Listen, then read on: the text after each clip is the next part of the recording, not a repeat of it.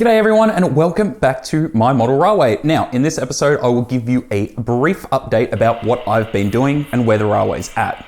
So what I've been working on the last couple of weeks, just in my downtime, is the silo area. Couple of reasons. One, it's nice and easy. It's one module. It's going to be a good point for me to start with for learning how to wire up and build the scenery up and everything like that. So what I've achieved so far is I've got the silo built, painted and in. Well, it's kind of in. It's actually just, it's all just loose at the moment, but it all sits in place. The silo itself is a Walther's grain silo elevator kit, which I've painted. Now I painted it using Dulux rattle can spray paint from Bunnings. Nice and easy. Most of them are self-priming. They're just acrylic. Really easy to work with, or at least I find it easy to work with because I don't have an airbrush kit at this point. Now I painted the silos that kind of sandy color, which a lot of silos in Victoria are. I painted the elevator part just with a satin white.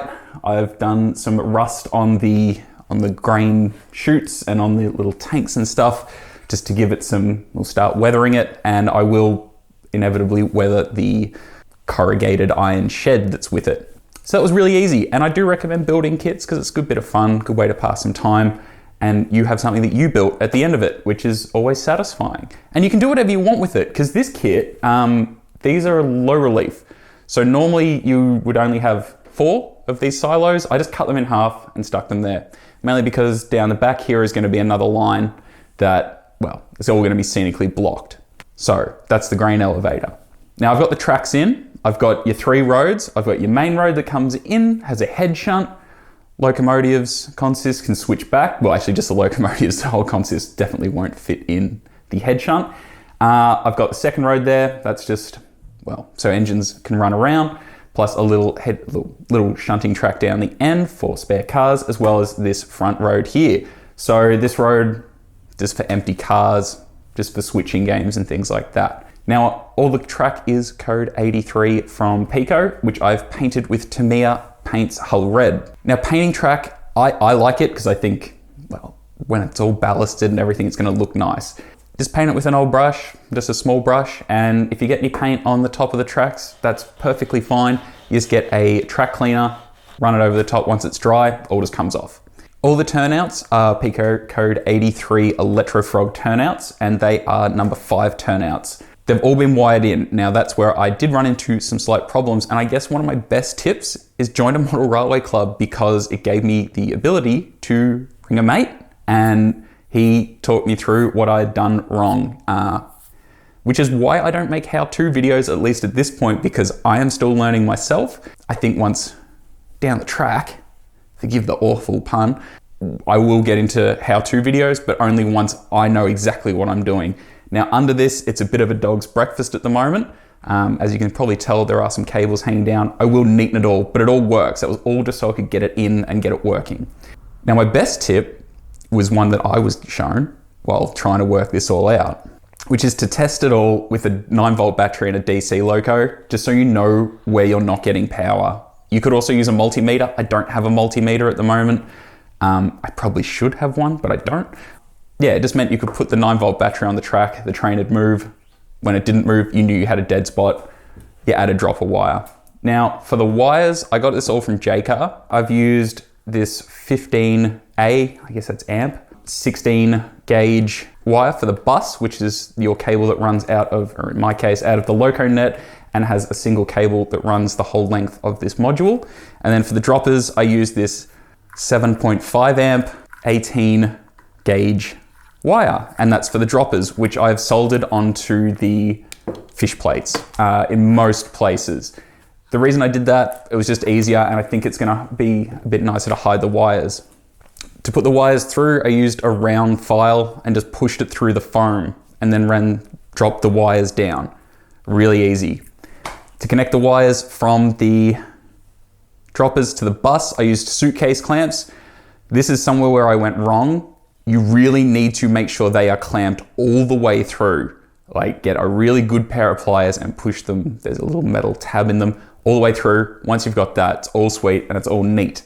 Well, almost neat. I do need to just shorten a few of these wires because you can pull them back apart and redo it. So I guess that's a really brief run through on how I did the wiring. Obviously the points are all isolated as per what Pico say, which is pretty much you just put 2 isolating joiners between, well, where the frog is or the V, and then you have a power feeder on the other side, and of course on the front of the turnouts. Everything works, which is neat. I haven't glued the track down just yet. That will be next, followed by ballasting and all the scenic work. So everything's in, everything's working. So let's run some trains, because I did get a couple of comments in the last one that you want to see more trains and less of me. Go figure, it's a vlog, but who knows? Let's run some trains.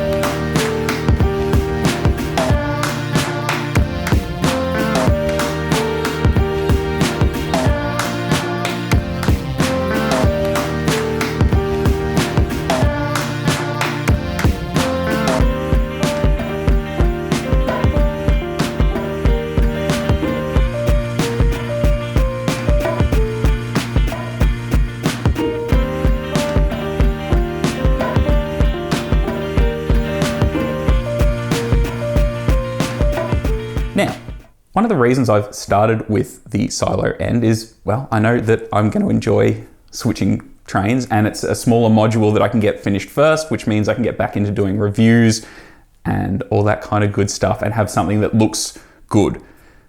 The other side of it is I am not, now that I've had so much downtime, especially staying at home, I haven't quite decided or redecided what I want to do with the station area. Now, I was leaning quite heavily into doing that suburban kind of look. However, I don't think I'm going to anymore. Main reason, I think it's going to overclutter the layout, and I don't have that much room.